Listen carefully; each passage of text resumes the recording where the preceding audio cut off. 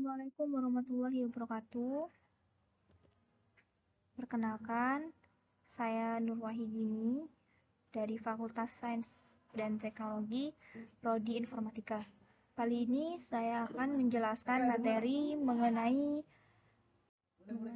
aljabar boolean dengan dosen pengampu yaitu Aminatus Sutra. Oke, kita langsung saja pada definisi aljabar boolean. Yaitu aljabar boolean diperkenalkan pada tahun 19 oleh George Boole sebagai suatu sistem untuk menganalisis secara matematis mengenai logika. Terus, aljabar boolean ini didasarkan pada pernyataan logika bernilai benar atau salah. Aljabar Boole ini menjadi alat yang sangat ampuh untuk merancang maupun menganalisis rangkaian digital. Operasi-operasi dasar aljabar boolean. Operasi-operasi penting yang dilakukan dalam aljabar boolean antara lain itu, pertama, ada konjungsi. Konjungsi adalah aljabar boolean. Konjungsi dalam aljabar boolean adalah operasi biner yang menghasilkan nilai true apabila kedua operan bernilai true. Operasi ini dalam gerbang logika adalah operasi gerbang AND. Seperti itu contoh gambarnya, contoh simbolnya.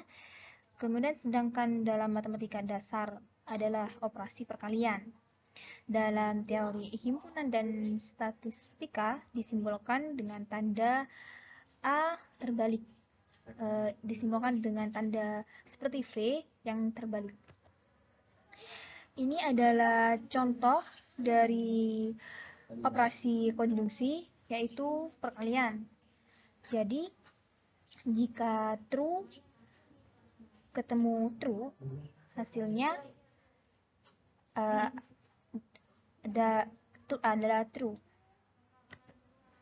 Dapat dilihat ya, berdasarkan tabel kebenaran di atas, operator konjungsi mengikuti aturan yang sama dengan operasi perkalian pada aljabar matematika dasar. Yang kedua ada disjungsi.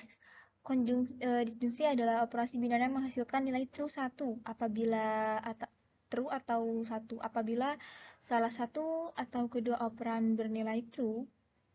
Operasi ini dalam gerbang logika termasuk dengan gerbang OR, sedangkan dalam matematika dasar adalah operasi penambahan. Dalam teori himpunan dan statistika disimbolkan dengan notasi V. Dan terlihat kalau di disjungsi itu di pertambahan, penjumlahan. Jadi dapat dilihat berdasarkan tabel kebenaran di atas, di samping operator disjungsi mengikuti aturan yang sama dengan operasi pertambahan pada aljabar matematika, kecuali operasi 1 ditambah 1 sama dengan 1. Hal ini karena operasi disjungsi tidak memiliki nilai carry seperti pada operasi penambahan bilangan integer. Yang ketiga ada negasi. Negasi ini bisa juga dikatakan dengan kebalikannya. Jadi negasi adalah operasi biner yang menghasilkan nilai true apabila operan bernilai false dan begitu juga sebaliknya.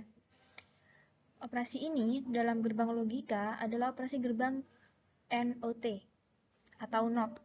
Sedangkan dalam teori himpunan dan statistika disimbolkan dengan notasi strip. Di situ sudah jelas. Ini contoh dari negasi. Kemudian dalam aljabar boolean tidak ada pecahan, desimal bilangan, bilangan negatif, akar kuadrat, akar pangkat 3, algoritma, bilangan imaginer, dan sebagainya. Postulat atau operasi dasar dalam aljabar boolean 1. Penjumlahan logika atau OR dalam simbol operasi dilambangkan dengan tanda plus. Kemudian yang kedua ada perkalian logika atau AND atau N dengan simbol operasi titik, tanda titik atau tanpa tanda sama sekali. Yang ketiga ada komplementasi atau NOT, bisa juga dipanggil NOT atau juga inverse, dengan simbol operasi garis di bawah variabel. Aturan operasi OR, AND, dan NOT atau NOT pada dua tingkat logika 0 dan 1 dapat dirangkum sebagai berikut. OR 0, jika 0 ditambah 0 sama dengan 0, kemudian 0 ditambah 1 sama dengan 1, 1 ditambah 0 sama dengan 1, 1 ditambah 1 sama dengan 1. Kemudian ada AND, 0 itu titik tanda perkalian, jadi 0 dikali 0 sama dengan 0, 0 dikali 1 sama dengan 0, 1 dikali 0 sama dengan 0, 1 dikali 1 sama dengan 1. Kemudian ada NOT, di situ ada tanda garis yang disebut negasi atau kebalikannya, 0 sama dengan 1, 1 sama dengan 0. Aljabar boolean tidak digunakan sebagai salah satu cara untuk menganalisis rangkaian logika dan menyatakan operasi secara matematik, terutama untuk mendapatkan konfigurasi rangkaian yang paling sederhana.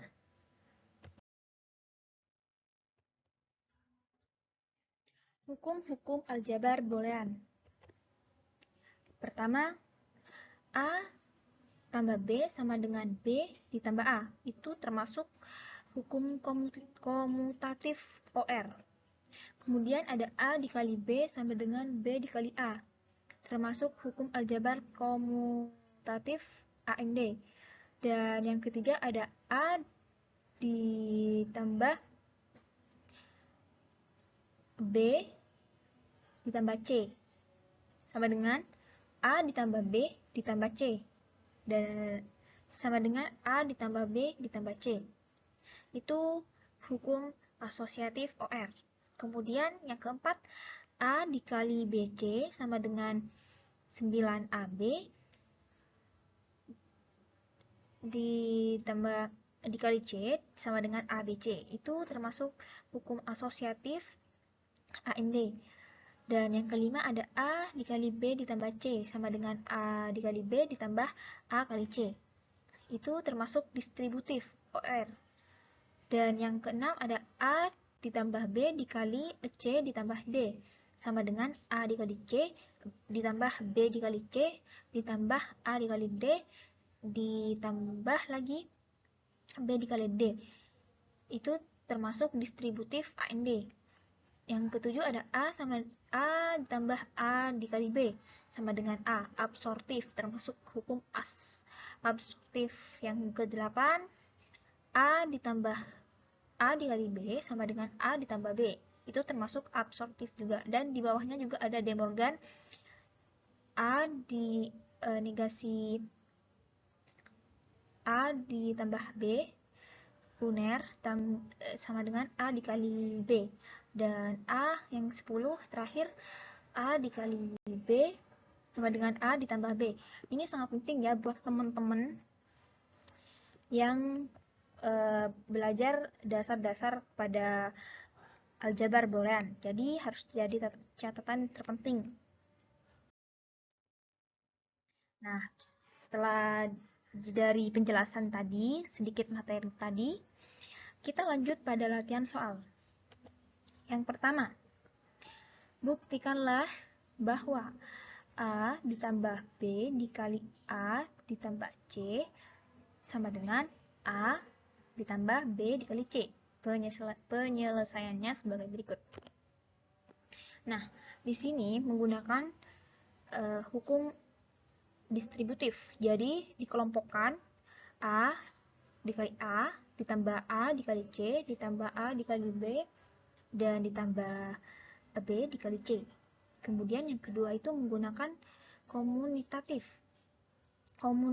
Komunitatif ya, A itu menjadi A ditambah A kali C ditambah A kali B ditambah B kali C. Kemudian dikelompokkan lagi menjadi A ditambah B, A ditambah A dikali B ditambah A dikali C ditambah B kali C.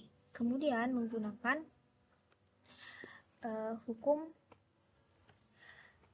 absorptif menjadi A dikali 1 ditambah B ditambah C dikali A ditambah 1 ditambah B. Kemudian menggunakan hukum absorptif menjadi A ditambah C dikali A ditambah B.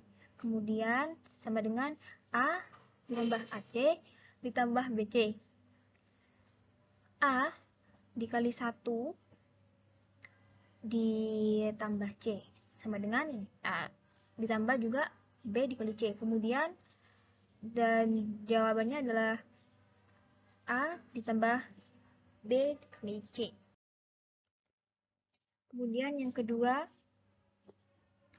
tunjukkan benar soal di bawah ini dengan membuat tabel kebenaran A dikali B ditambah C sama dengan A dikali B ditambah A dikali C. Di situ sudah jelas, sudah diketahui ABC-nya, operasi ABC-nya. Yang A 0 0 0 0 1 1 1 1. Yang B 0 0 1 1 0 0 1 1. Kemudian yang C 0 1 0 1 0 1 0 1 0 1. Yang pertama, kita lihat dulu yang ada di dalam kurung. B ditambah C. Nah, sesuai dengan materi yang sedikit tadi saya jelaskan, bahwa kalau pertambahan itu yang pada dalam kurung itu kan ada B ditambah C. Nah, jadi ketentuannya jika false ketemu false itu hasilnya false. Jadi kita lihat di si A, B, dan C. 0 0 ketemu 0 hasilnya 0. Dan jika intinya semuanya yang 0 ketemu 0 atau false ketemu false itu hasilnya 0. Nah, itu sudah terlihat di garis pertama 0 ketemu 0 jadi 0. Nah, selain itu, selain 0 ketemu 0 hasilnya 0 kan. Selain 0 ketemu 0 itu hasilnya menjadi 1. Jadi di sini itu ada dua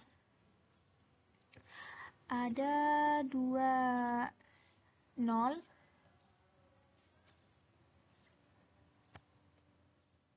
Ada 2 0. Nah, di sini di B dan C. Nah, hasilnya akan menjadi 0. Dan di garis, nah ini juga 0 ketemu 0, jadi hasilnya 0.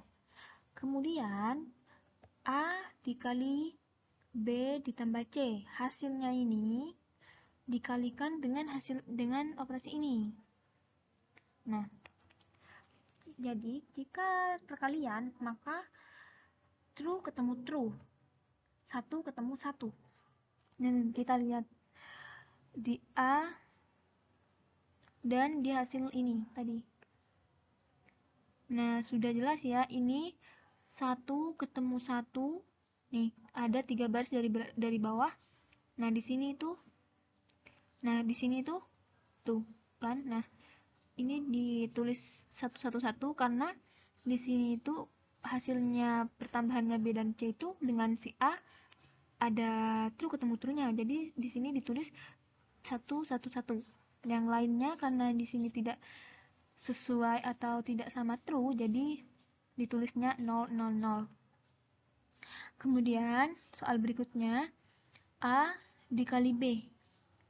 A dikali B. Nah, kalau perkalian true ketemu true. Jadi kita lihat 1 ketemu 1. A dikali B. Nah, kita lihat ada di bawah ini. Ada di bawah ini 2 garis ini. Jadi langsung saja ditulis di sini. Yang lainnya karena tidak ada yang true ketemu true, langsung saja ditulis 0. Kemudian A dikali C. Kita lihat lagi A dan C. Berarti true ketemu true lagi. A, C, A, C, A, C, A, C. Nah, di sini. Di garis ketiga dari bawah. 1 ketemu 1 atau true ketemu true. Nah, ini juga di bawah. Jadi ditulis di sini hasilnya 1, 1. Yang lainnya karena tidak 1 ketemu 1, jadi ditulisnya 0. Kemudian yang terakhir itu A dikali B ditambah A dikali C. Ini. Jika ditambah berarti false ketemu false. Nah, di sini sudah jelas 0 ketemu 0 jadi 0, 0 ketemu 0 jadi 0, dan di sini karena tidak sama-sama 0, maka tidak. Nah, ini juga tidak ada nolnya sama sekali, maka ditulis 1. Lanjut. Nah, soal yang ketiga ini ada soal A dikali B dikali C sama dengan A dikali B inverse. Nah, kalau tanda seperti ini dibilang inverse kan? Atau UNER atau NOT. Nah, ini B inverse ditambah C inverse. Di sini ada input dari ABC-nya. Nah, ini. Kemudian langsung saja kita kalikan A dikali B dikali C. Nih, A dikali B dikali C. Kalau perkalian tadi adalah false ketemu false. Maksud saya true ketemu true. Kita lihat dari 3 input ini, A, B, C yang sama-sama 1. Nah, yang ada cuma di bawah, guys. Di garis paling bawah. Jadi di sini langsung saja ditulis 1 karena di sini semuanya ketemu true ketemu true. Jadi tulis sini 1. Nah, yang lainnya karena tidak sesuai, maksudnya tidak true ketemu true, jadi langsung saja ditulis 0 seperti ini. Lanjut, ini adalah B negasi B atau B inverse. Jadi B inverse ini kebalikan seperti macamnya negasi, kebalik ya negasi dari si B ini. Nah, itu kan 0 di sini kan 0 negasinya 1. Nah, terus baliknya itu nah, ini tuh. Lanjut sama yang C juga di sini 0 0 0 0 1 1 1 1 dan 1 1 1 0 0 0. Ini kebalikannya dari ini. Dari A dan B ini. Kemudian hasilnya ini ditambahkan B ditambah C. Negasi B ditambah dengan negasi C. Hasilnya yaitu kalau ditambah, saya tadi katakan kalau false ketemu false, jadi 0 ketemu 0. Kita lihat. Nah, yang 0 ketemu 0 itu adanya di garis di tabel kolom paling bawah. Dua kolom paling bawah. Langsung saja di sini ditulis 0, dan yang lainnya karena tidak false ketemu false, jadi ditulis saja 1. Kemudian A dikali B, negasi B ditambah negasi C. Hasil ini dikalikan dengan A. Jadi kalau dikalikan itu berarti true ketemu true. Kita lihat true ketemu true. Nah, ini true ketemu true sini. Terus ini juga. Nah, tuh. Nah, intinya kalau dikali itu true ketemu true atau 1 ketemu 1. Kalau ditambah itu false ketemu false, yaitu atau sama dengan juga 0 ketemu 0. Oke, next.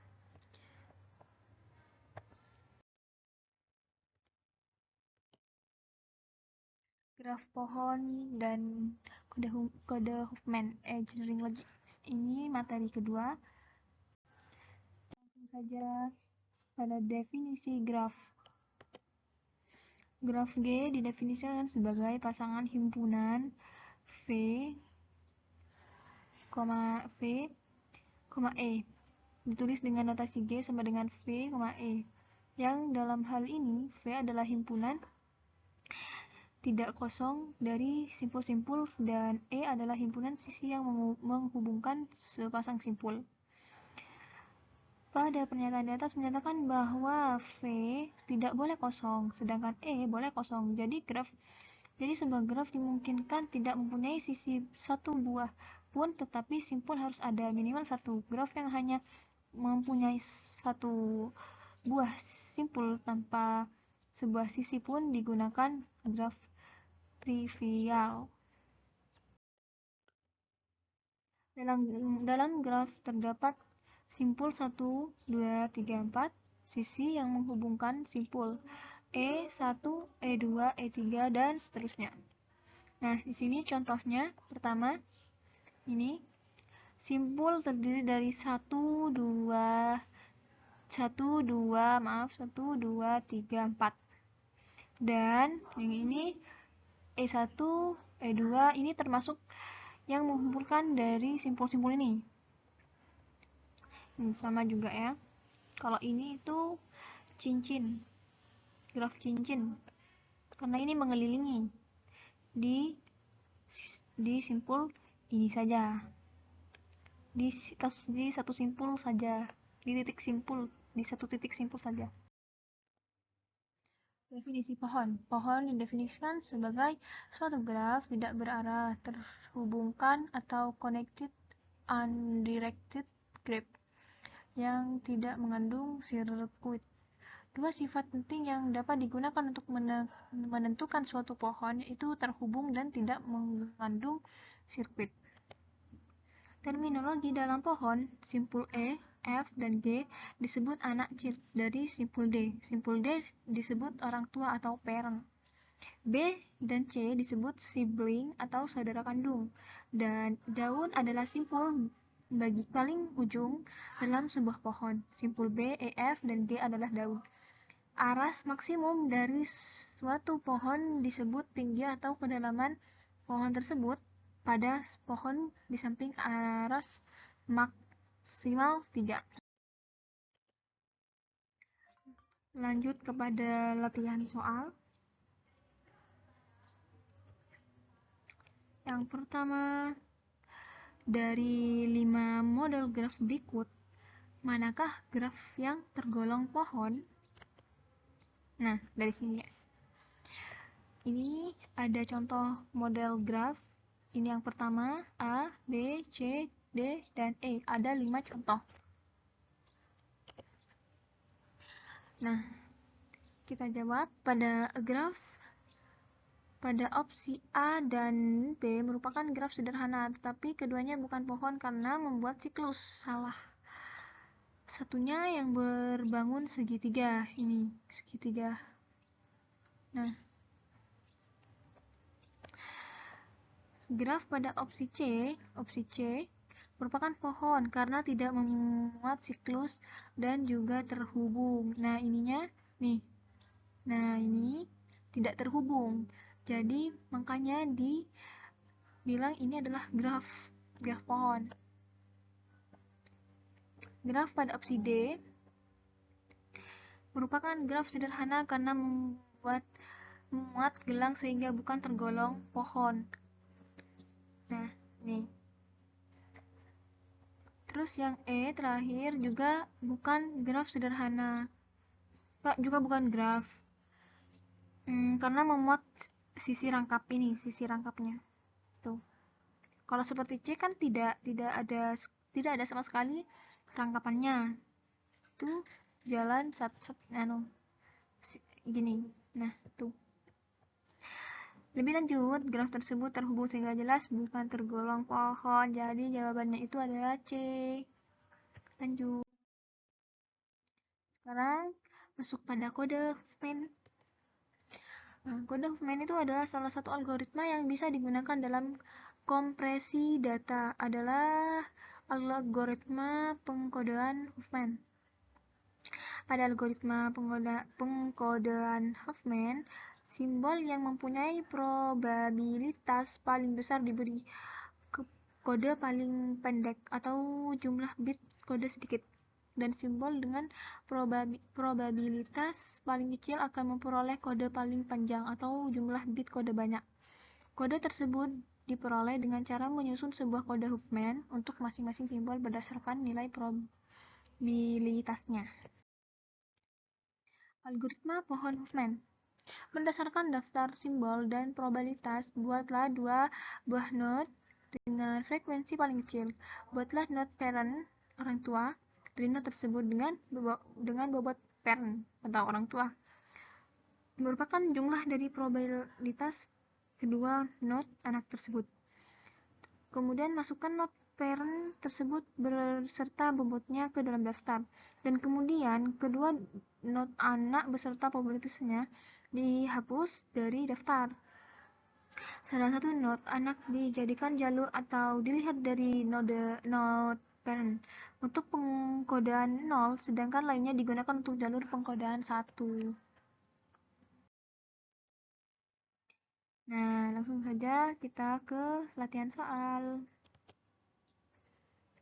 Buatlah kode Huffman untuk fakultas. Nah, ini kita jumlahkan dulu setiap hurufnya. Jika ada perulangan, berarti itu dianggap 1. Dianggap menjadi 1. Nah, ini contohnya. F 1 kan? A-nya 2. Tuh, A-nya 2. Nah, terus E-nya 1, U-nya 1, L-nya 1, T-nya 1, dan S-nya 1. Kemudian, urutkan dari yang terendah terlebih dahulu. Jadi, ini, A ini, akan menjadi seperti ini, pindah ke belakang. Jadi, diurutkan dari yang paling terendah dulu. Dan hurufnya juga dari yang awal ini, karena A lebih besar, jadi langsung saja dipindah ke belakang. Oke, lanjut. Ini F.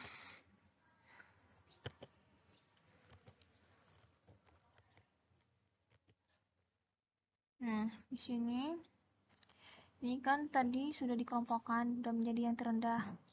Nah, selanjutnya tuh.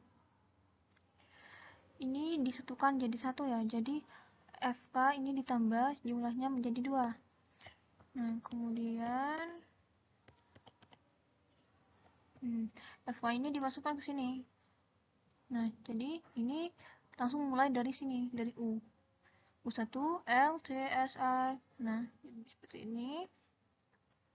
Tetap diurutkan dari yang terendah.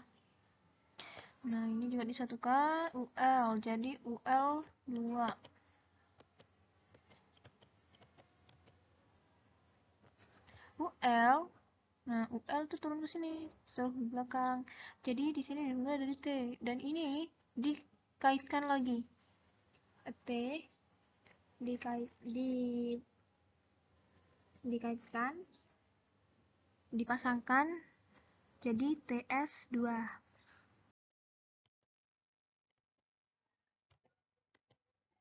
Nah, A ini juga kan tadi sudah dipasangkan, lalu dipasangkan lagi sampai ini selesai. Nah, selanjutnya ini ada AFK jadi 4, A2 FK2, jadi AFK sama dengan 4. AFK juga diturunkan, kemudian ULTS, jadi ULTS itu sama dengan 4, 2 tambah 2, jadi langsung saja diturunkan. Ini sudah seperti ini. Lalu, nah, jadi dari kata fakultas tadi itu ada 8. Ini contoh, ini pohon biner dari kata fakultas tadi.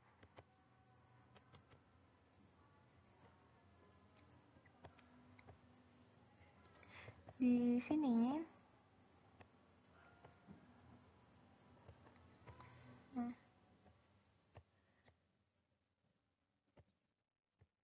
di sini itu sudah diurutkan dari yang paling bawah tadi, yang ada di sini.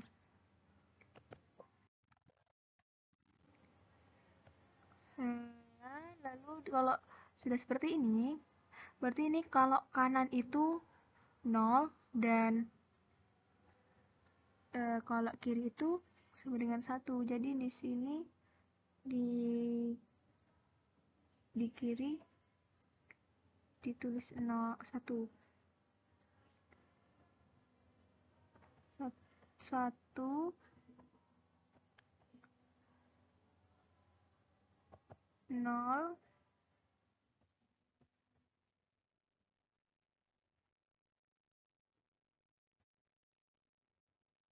1 di kanan. Mohon maaf, ini sepertinya ada kesalahan teknis.